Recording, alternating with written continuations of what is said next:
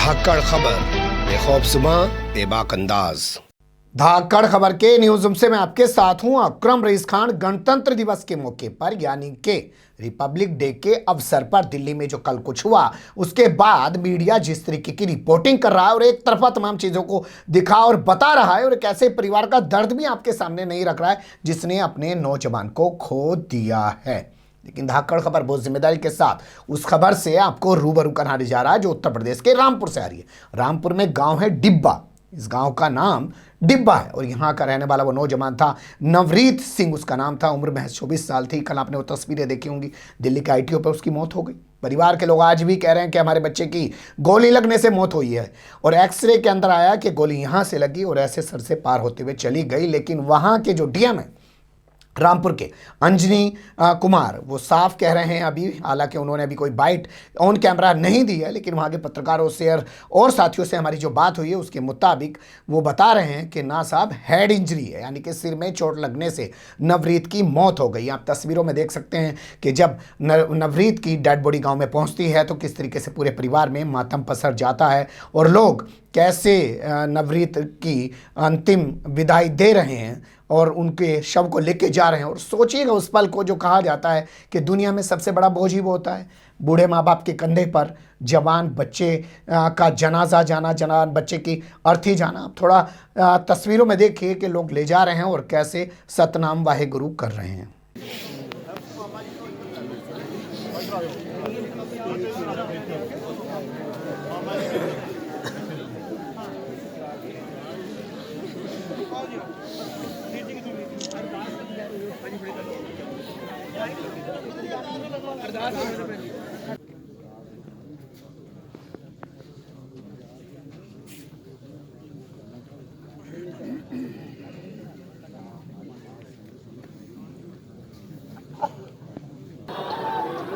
पीछे से आ जाओ।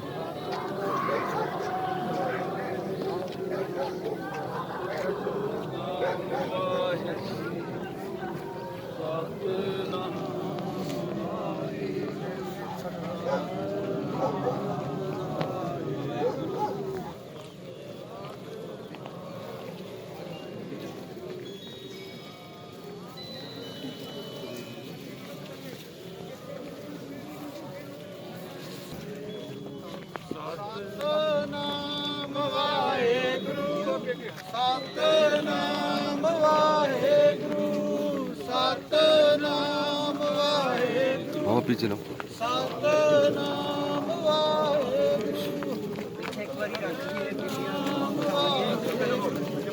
सतनाम वाहेगुरु।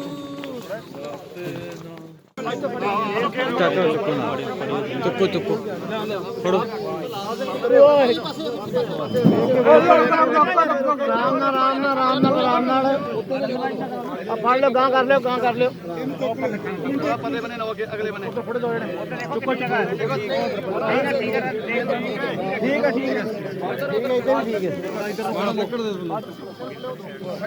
है।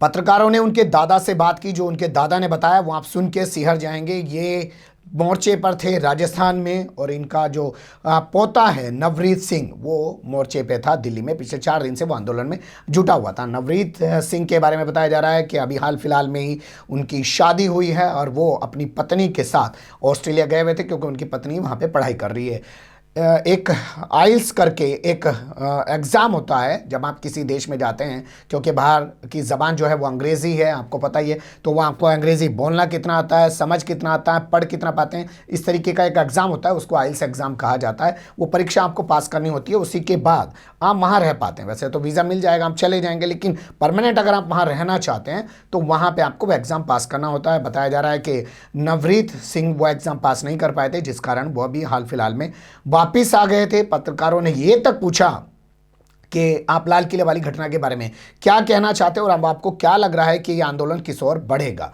तो ये सवाल जो पत्रकारों ने उनके दादा से किए हैं वो वीडियो में अब आपके सामने रख रहा हूँ। हरदीप सिंह डिब्बा नाम है मेरा। पुलिस की गोली से कुत्ता मेरा शहीद हुआ है आंदोलन में। 24 साल उम्र थी उसकी। 1.5 साल पहले हमने उसकी शादी की थी। हमको हमारी काटत तो सरकार है हमारे बच्चे की। लेकिन बहुत सारी खबरें ये चल रही हैं कि वो ट्रैक्टर लौटने नहीं, वो से झूठ बोल रहे हैं क्योंकि कल एक्सरे में साफ आ गया है कि गोली यहाँ से लग के यहाँ निकली। अब तो ट्रैक्टर जब गोली लगी है वो ट्रैक्टर आप उसमें ट्रैक्टर कहाँ पलट रहा है, वो कहाँ गिरा है, अब जैसे मर्जी जोड़ के दिखाता हूँ। तो ये कै दिन पहले से प्रोटेस्ट में शामिल थे 4 दिन पहले और आप भी वहीं थे? मैं राजस्थान बॉर्डर पे था, ये गाजीपुर बॉर्डर पे था। ये कब आए थे यहाँ पर बाहर से? बाहर से अभी लेटेस्ट की थी थोड़ी देर पहले। यहाँ से कितने दिन पहले गए थे वो प्रोटेस्ट? 4 दिन पहले। तो सरकार कहीं ना कहीं किसानों को एक तरीके से उत्पीड़न कर रही है। वो तो सामने है, अब दुनिया ने तो नंगी नज़रों से देख लिया। अगर हम सरकार आंदोलनकारियों की तरफ से कोई गड़बड़ होती तो 2 महीने पहले क्यों? हम 3 महीने पंजाब बैठे रहे, 2 महीने से यहाँ बैठे हैं, 5 महीने से जो शांतिमय आंदोलन है, अब उसमें गड़बड़ कहाँ से आ गई?